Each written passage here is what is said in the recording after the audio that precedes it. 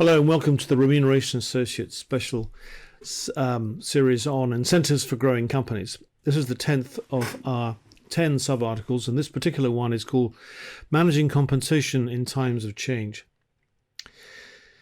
If life was business as usual, shareholders would make an investment decision. Their expected returns from that investment would represent the cost of capital for a business, and the incentives designed for management would have a simple goal: deliver returns above that cost of capital, invest for growth, and incentives will drive value.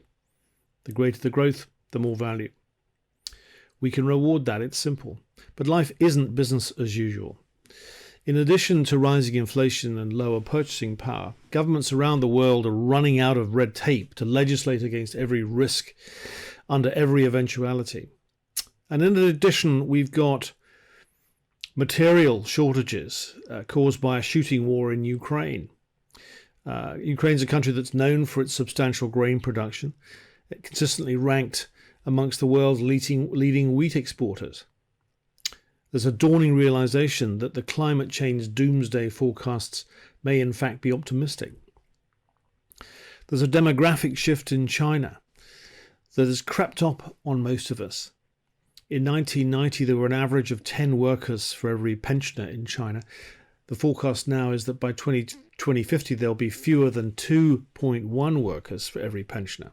Estimates are that China will have to increase spending on the elderly by roughly 3 times. That's $3 trillion, up from $1 trillion this year. That's over 15% of their GDP at current projections. And there's an unplanned impact of a global pandemic which altered forever attitudes to work. Now, those managing small to medium sized growing businesses can have little impact on the first 3. But how they treat staff at a time when attitudes to work are changing so markedly is an area which can be controlled. So how should companies respond? Well, there are really 5 points. One is work-life balance. There's a clear trend with employees burned out, particularly younger generation, which isn't willing or as willing as earlier generations to go through pain with a view to happier times in the future. It's clear that remote working, which is popular amongst the younger generations, who adapted well to this, must be a solid offering from this point. The second point is around sustainability. Employees want to see clearly how company pay at all levels incorporates environmental, social, and governance goals that they recognize, and that executives' performance evaluation ties their compensation to good outcomes. The third point is around artificial intelligence and the impact of automation. Artificial intelligence is now here. Simply ask ChatGTP, for example, a question and prepare to be astonished by its speed, accuracy, and coverage. It isn't perfect by any means, but employees will have to be trained to make use of AI to garner improvements in efficiency and productivity. This could include incentives or merely training as a benefit, but it's something which must happen.